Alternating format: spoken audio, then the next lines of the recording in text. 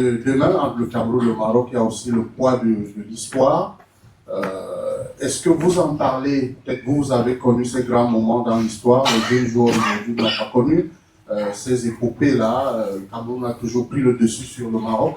Est-ce que vous en parlez? Est-ce que vous pensez que c'est un facteur déterminant pour les Camerounais? Mais vous, comment vous gérez cela, cette histoire qui peut se répéter et que les Camerounais espèrent qu'elle se répète demain?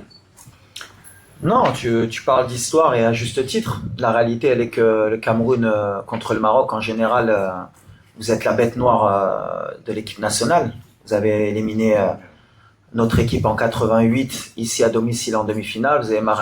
Vous êtes venu beaucoup de fois gagner par le passé.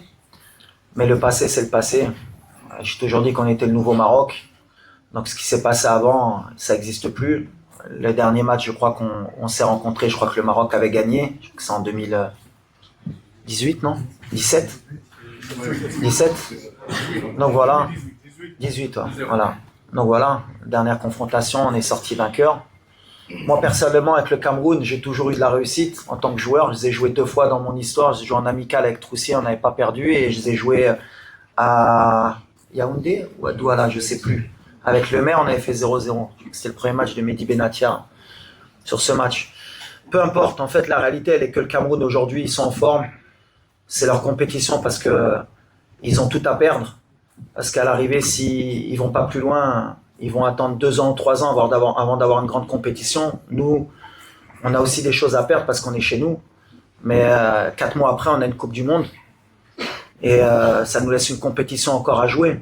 Donc voilà, c'est pour ça qu'on sent les Camerounais motivés.